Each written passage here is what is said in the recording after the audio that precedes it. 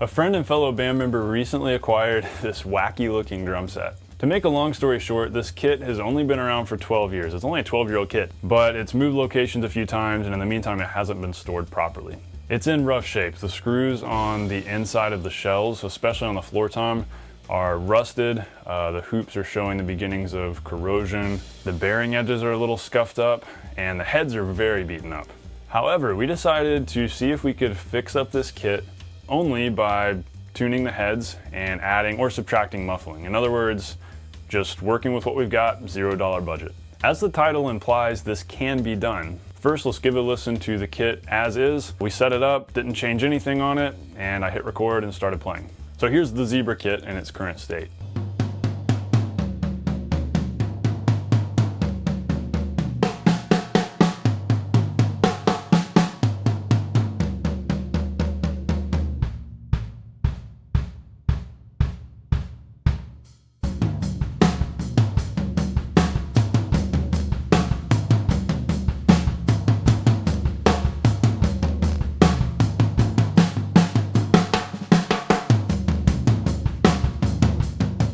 So let's see what we can do to improve the sound of these drums. You'd actually be surprised at what we can get out of them. So let's get started.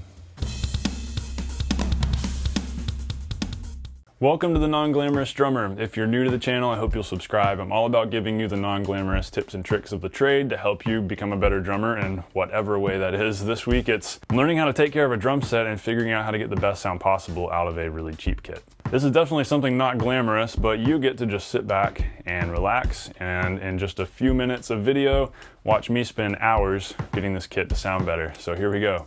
Okay, so as you might have been able to tell, listening to the recording of the drums as they were, that the toms were very dead sounding and the kick lacked punch, and I think the snare was a little bit too high and ringy for my taste at least. So the main cause of the deadness of those toms were resonant heads that weren't tuned well. For instance, on the floor tom, it was super dead. Part of that was because there was some muffling on it. I peeled the tape off just for a fresh start on the tuning, and I noticed that the resonant head really wasn't tuned high enough to create resonance with the floor tom, nor was that resonant head even in tune with itself.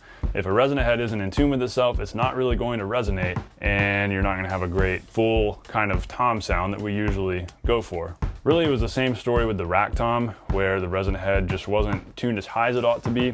So I actually may have tuned these resonant heads higher than normal to compensate for the overall deadness of the beaten up batter heads.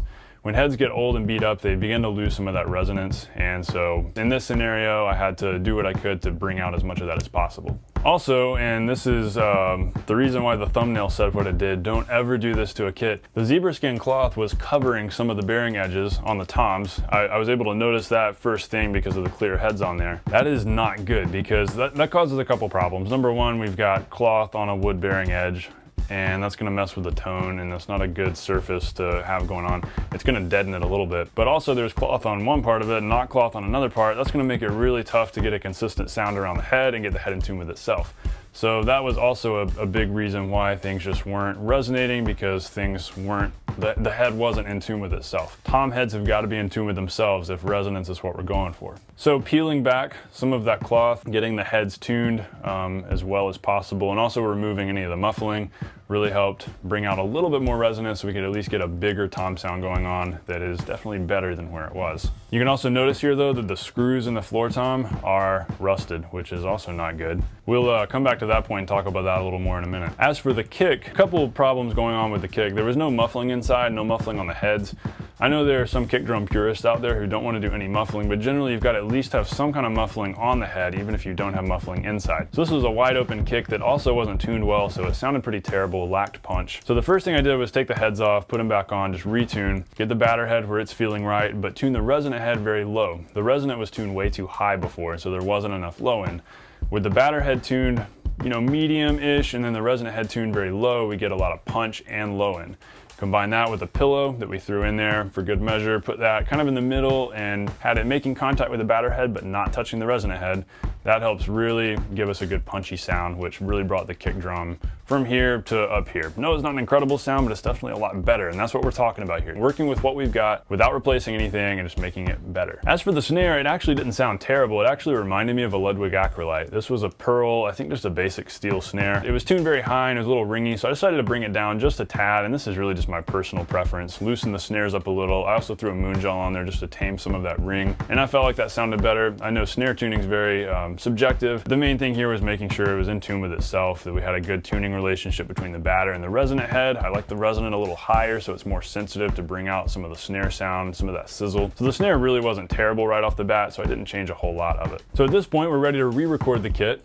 This time the drums are tuned up better, and we've got a tad bit of muffling on the snare. We've removed the muffling from the floor tom, and we've added a pillow inside the bass drum. I also decided to throw my Zildjian K Customs on there for good measure, because a lot of times good cymbals can help cheap drums sound better. A lot of times cheap cymbals are all we'll hear as we're listening to a drum set mix, and so we're so bothered by that we don't really think much about the other drum sounds. So I guess I cheated a little here in this comparison and decided to put good cymbals on there just to make the whole thing overall sound a little bit better. And again, this is a totally raw recording. I think I added a touch of reverb, but really not much at all.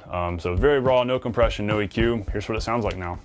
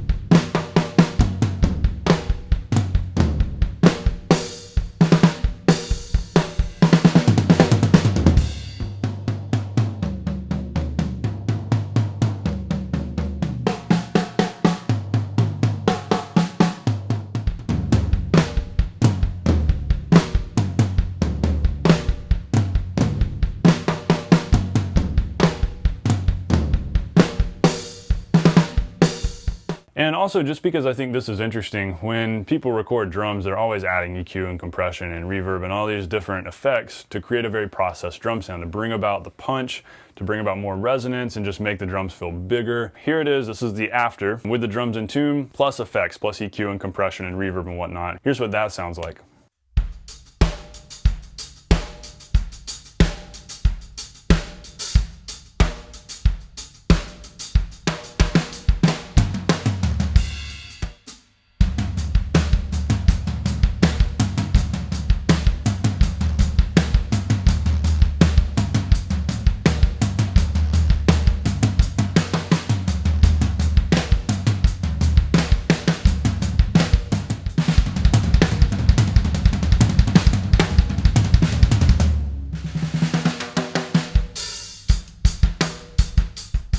So yes, you can make a cheap drum set sound good. No, it's not gonna go on a Nashville record, and no, I don't think I would really record this kit, but it sounds okay for taking it on a gig or two. It's a good backup kit, it's a good rehearsal kit, a good practice kit. All this to say, you can make a cheap drum set sound good, and you can take a starter kit and make it a pretty decent sounding drum set that will definitely get the job done while maybe you're saving up for a nicer kit. So guys, I hope this has helped you out. I found this whole process really interesting. I had a lot of fun with this. It's always fun taking an old drum set and seeing what I can do with it. So I hope this has helped you to do the same. If you've done a project like this, let me know. Or if you've got a kit that's in shape like this, let me know in the comments. Tell me your stories. Let's get a conversation going. So guys, thank you so much for watching. Subscribers, thank you for watching my videos. And if you haven't subscribed, I hope you found this useful, and I hope you find a lot of my other videos useful too. I'll put a link right here. It's probably here already, for the how to make your drums easier to tune video that I did a while back, just about lubricating the tension rods. So you could also do that on your kit if you have an older kit, and that can help a lot. So check that out before you go. Guys, thanks for watching. I will see you next week.